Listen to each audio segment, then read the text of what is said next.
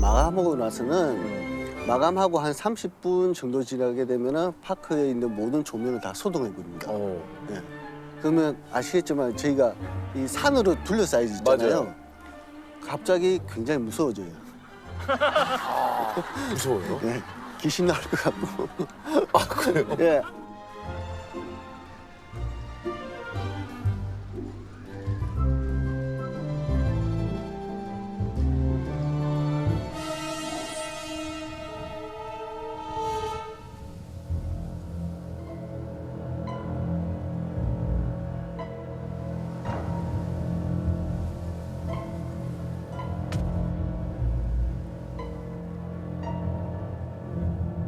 놀이공원에는 그런 뭐 계단 같은 거 있지 않습니까? 있어요? 아, 지금은 없는데 예전에 네. 예, 한 10년 전에 이제 그런 소문들이 좀 있었는데요. 네. 저도 약간 경험한 적이 있는데 뭔데요? 지금은 사라지고 없는 어트랙션인데 그때 당시 이제 독수리 요새라는 어트랙션이 있었어요. 아, 독수리 요새 또 제가 무지하게 좋아했던. 아, 독수리 네, 요새가? 그거 지금 없죠? 예, 그거 아쉽게도 재밌었는데, 예, 맞습니다. 독수리 요새. 예, 재밌었는데 아쉽게도 안전상의 문제로 해서 예, 없어졌습니다. 예. 그때 당시 이제 그 독수리 요새에 대한 괴담이 좀 있었는데요. 이제 독수리 요새에서 이제 밤에 야간에 이제 그 하얀 소복을 입은 귀신이 나온다. 예. 그리고 이제 밤 12시만 되면 거기에 전화가 걸려온다. 전화가? 예. 오, 소복은 소복인데, 야, 그 전화가 무섭다. 예. 근데 저도 그 괴담 들었고 나서 실제 귀신은 본 적이 없어요. 근데요? 전화벨 소리 제가 들어봤어요. 진짜 12시 네. 전화벨 소리가 들려요? 와요. 그때 제가 야간 작업을 하고 있었어요. 허리케인이라는 어트랙션에서 이제 좀 야간에 이제 문제가 있어서 보수 작업을 하고 있었는데 하다 보니까 이제 공구가 부족한 거예요. 네. 그래서 이제 선배가 독수리요새 가서 뭐 어떠한 공구를 가져와라고 저한테 지시를 하는 거예요. 이 핸드폰 후레쉬 조명 하나 켜고 이제 그 길을 갔어요. 근데 그때 시간이 11시 한 55분, 뭐 12시가 다 될 시간이었어요. 그 공구를 막 찾았어요. 공구를 진짜 딱 짚는 순간 전화벨 소리 울리는 거예요. 어우야. 예.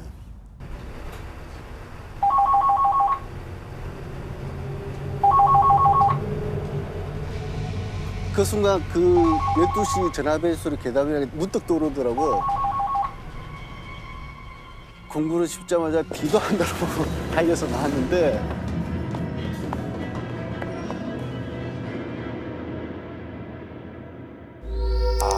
저는 이게 그냥 보고 있던 것 중에 하나가 10,000원짜리 숨어있는 비밀 해가지고 뭐 숨겨져 있는 재미난 게 엄청 많더라고요. 뭐 예전에 이제도 좀 많이 있었어요. 그리고 유행했었죠. 김민지 괴담이라고 아세요? 알죠, 알죠. 김민지 괴담. 동전에 숨어있고 동전을 학을 이렇게 해서 보면 그 김민지 양의 손을 묶이고 있습니다. 아니 이게 뭐 이런 게 예전에 있었어. 저희 그 학창 시절에 굉장히 유행했던 그 괴담 중에 하나예요. 네. 그 얘기 들어보신 적 있으시죠? 아니요. 당연하지 못했어. 그러면- 이거는 너무 많이 알려진 건데. 방금- 그래서 10원짜리도 맞아요. 예. 그 뒤에 보면 귀무로 돼 있고. 뭐 돼 있고 기물로 돼 있고 그 1,000원짜리 밑에 보면 MIN이라고 맞아요, 맞아요. 민 돼 있고 갈지자가 그 5,000원권에 많이 하시네요. 알죠? 맞아요, 그리고 맞아요. 10,000원권에 세종대왕의 이곳 여기에 보면 발 이렇게 있는 것처럼 맞아요. 지금 거는 이게 없을 없어요, 거예요. 예전에. 옛날 화폐 있었거든요. 예전에 누가 어떤 것도 얘기했냐면 막 절실히 빌면 밤 12시에 정자의 퇴계이영 선생님이 나온다고 막 그런 얘기. 퇴계이영 선생님이 이게 정자에 이거 아시죠? 여기 예전에 그 도산서원 여기 네. 있어 마당 쓰는 분이 있다고. 맞아요. 알죠? 그때 있었어요. 한참 여기 하루 종일 학교에 찾았어 이거를. 야, 이거 확실히 마당 쓰고 들어갔다고. 이런 거는 공부하려다 애들이 많이 하는 네. 김민기의 빈부터에서 갈치자. 김민지의 비밀을 야. 2016년 관객 수 680만 명을 기록하며 극장가의 흥행 돌풍을 일으킨 영화 곡성. 와타시와 아크마다. 자, 그런데 말입니다. 곡성 개봉 후에 영화 스태프가 밝힌 곡성보다 더 무서운 충격적인 얘기가 있었습니다. 때는 곡성 촬영이 한창이던 어느 날, 배우와 스태프들은 경기도 양수리에 위치한 세트장에 모였습니다. 평소와 다름없이 순조롭게 촬영을 하던 중 모니터를 하던 의상 팀장이 이상하게도 계속 천장이 신경 쓰였다고 합니다. 천장? 뭐라? 왜 저기만 저렇게 자꾸 흔들거리지? 천장에 달아놓은 수십 개의 조명들 중 다른 조명은 멀쩡한데 유독 하나만 자꾸 흔들린 겁니다. 신경 쓰였지만 그냥 무시하고 촬영을 다시 이어갔는데요. 요거 뭔가 대단한 징조예요. 그러게. 거기 뭐 있나? 이번엔 극 중에 효진 역의 아역 배우 김환희 양이 한밤중에 경기를 일으키는 장면을 찍고 있던 바로 그때 뭐야? 저거 왜 또 흔들려? 뭐야 저거? 문제 그 조명이 또다시 흔들리기 시작한 겁니다. 뭐라? 배우와 스태프들은 알 수 없는 공포감에 휩싸였습니다. 계속되는 기이한 현상에 촬영 현장 사진을 찍던 기사님이 조심스럽게 조명 타워로 올라가 이 카메라잖아. 계속 찍는 거야. 근데 거기에 사람 형체가 나와. 근데 거기에 사람 형체가 나와. 의문의 남성이 찍혀 있죠. 헐. 전선이 엉켜 있는 조명 타워 한쪽 구석에 서서 카메라를 노려보는 듯하죠. 와 저거 완전 심령사진. 진짜 무서운데 이거? 그냥 도망가고 싶었을 것 같아. 자, 다들 아시겠지만 촬영을 하던 경기도 양수리 세트장은 영화 관계자들 사이에서 귀신이 출몰하기로 유명한 곳입니다. 그럼. 배우 김남길 씨도 영화 모던보이 촬영 당시 뭔가 이상한 형체를 본 뒤 온몸에 닭살이 확 돋았다는 경험담을 얘기한 바 있습니다. 배우 송지효 씨 역시 여고괴담 촬영차 양수리 세트장 인근 숙소에서 머물던 중 밤새 벽 두드리는 의문의 소리 때문에 공포에 떨었다고 합니다. 그리고 배우 최지우 씨, 도깨비 공유 씨마저 양수리 세트장 괴담 때문에 세트장 근처 숙소에는 머물지 않았다고 합니다. 네, 연예인들 사이에서 워낙 유명한 얘기고 네. 거기서 이제 목숨을 끊은 이들이 많다는 등의 괴담이 많이들 들려요. 소문이 많은 곳이죠. 네. 흔들리던 조명, 천장에서 찍힌 의문의 남자. 이 모든 건 정말 양수리 세트장을 떠도는 귀신의 장난이었던 걸까요? 2016년 1월 한 온라인 커뮤니티에 삽니다. 귀신 헬리콥터 고가 매입이라는 다소 이해하기 어려운 문장과 휴대전화 번호가 적혀있는 홍보 스티커 사진이 올라왔었습니다. 게시글에 따르면 지하철, 휴게소, 화장실 등에서 이 홍보 스티커가 발견됐다고 하는데 그런데 온라인에 이 광고 스티커가 올라오자 장기 매매 조직에서 쓰는 은어잖아. 장기 매매할 때 쓰는 말이 확실함. 누리꾼들 사이에서 귀신 헬리콥터가 장기 매매를 할 때 사용하는 은어라는 도시 괴담이 돌기 시작했는데요.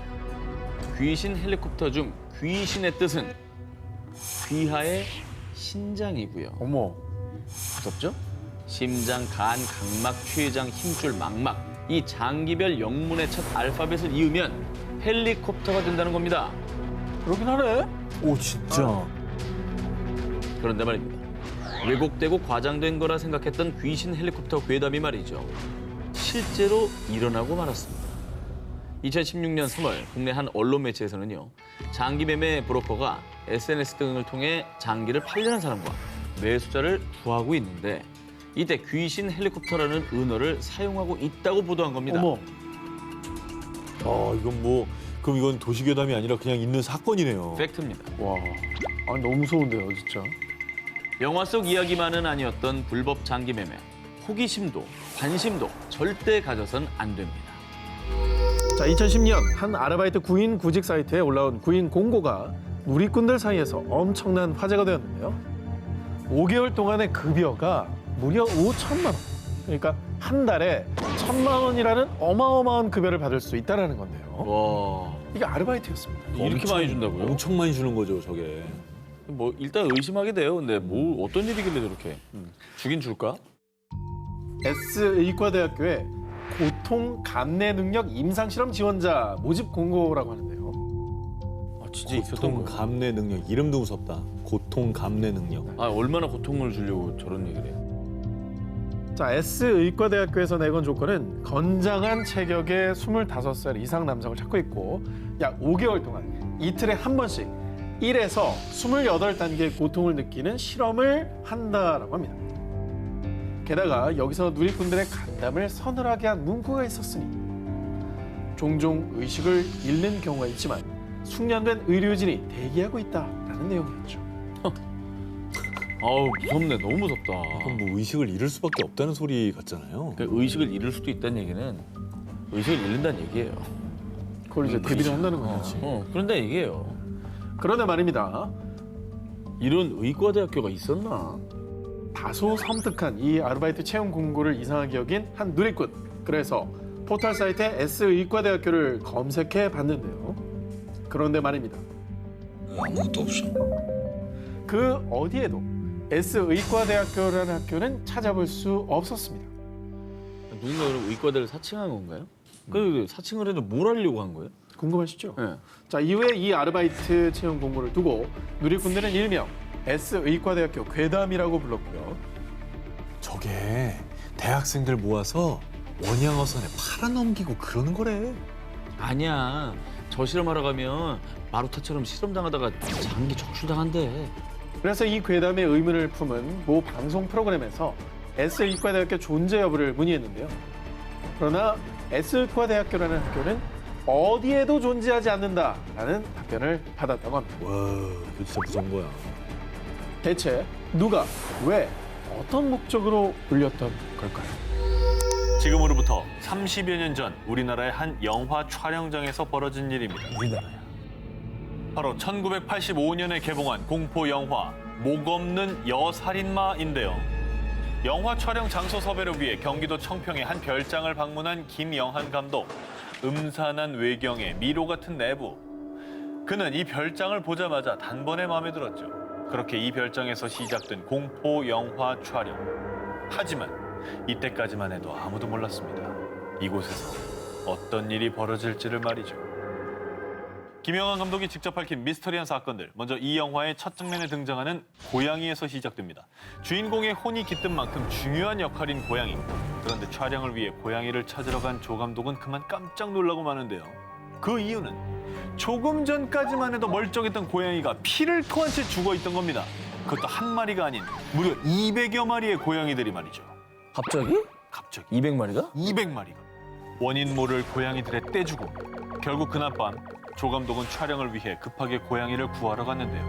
그런데 그때 조 감독이 낸 교통사고로 한 명은 사망, 한 명은 중경상. 고양이도 죽고 사람도. 와, 무섭다. 그런데 미스터리한 일은 여기서 끝이 아닙니다. 촬영하던 도중 안전장치로 설치해놓은 피아노 줄이 갑자기 끊어지면서 촬영 중이던 배우가 의식불명에 빠지기까지. 어머. 헐. 이 정도면 심한 사고가 계속 일어나네.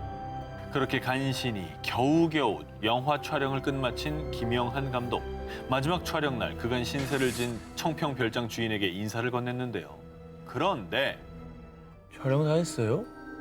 괜히 불편할까 봐 말 안 했는데 끝까지 촬영한 팀은 처음이에요. 무슨 일 없었죠? 아니 그러니까 다들 다 와서 도망갔다는 얘기죠. 도망갔다. 네. 어, 야, 무섭다. 그리고 별장에서 벌어진 미스터리한 사건의 결정타. 아니 이 여자가 왜 여기에 있지? 바로 영화의 한 장면 속에서 1분가량 정체불명인 여성의 모습이 찍힌 겁니다. 어디?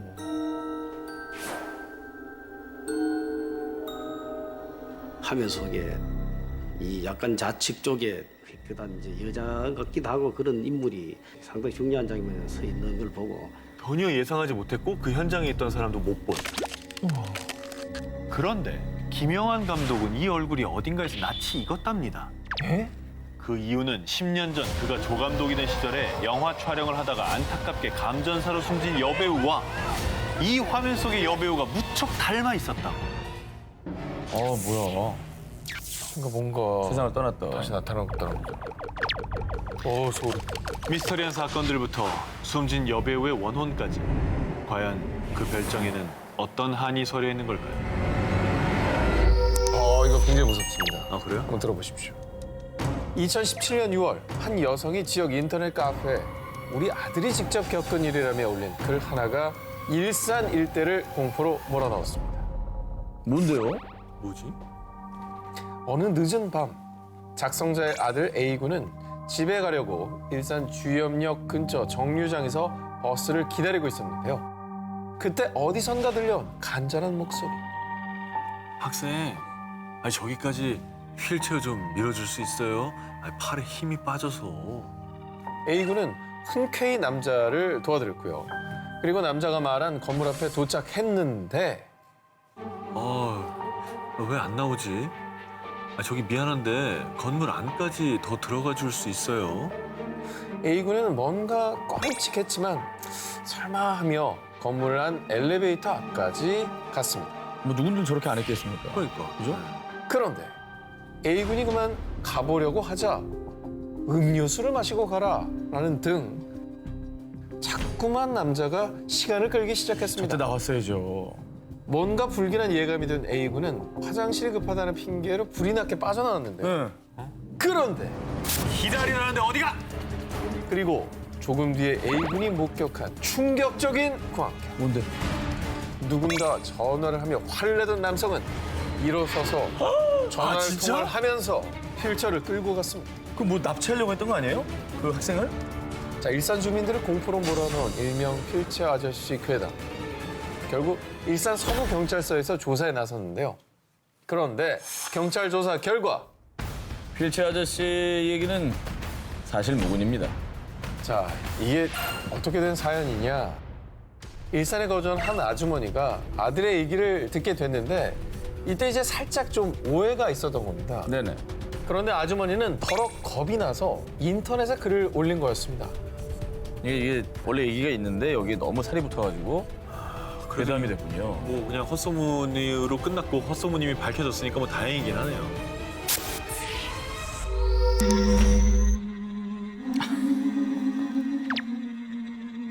아, 정말 소리 자체가 무슨 공포 영화다. 전 세계에서 곡을 들은 300여 명 사망, 곡을 만든 작곡가가 자살했다 등등 무시무시한 괴담을 무한 생성해낸 이 노래. 미군이 바로 그 주인공입니다.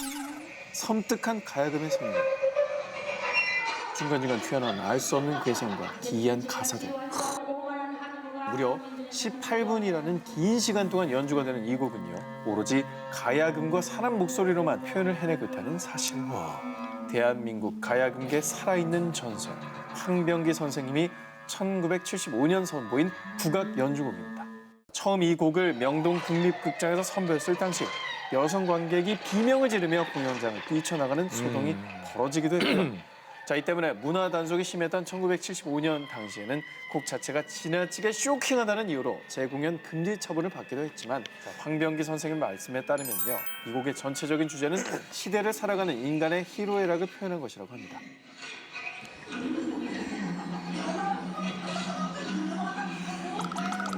자, 여러분, 예술로만 받아들이기엔 다소 소름 끼치는 이 노래 지금 2번 들으셨고요, 한 번 남았습니다.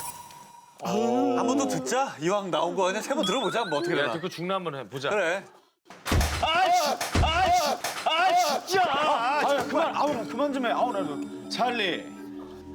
나 너무 놀랐어. 나 깜짝이야. 제가 찰리를 좀 진정시키고 올게요. 깜짝이야.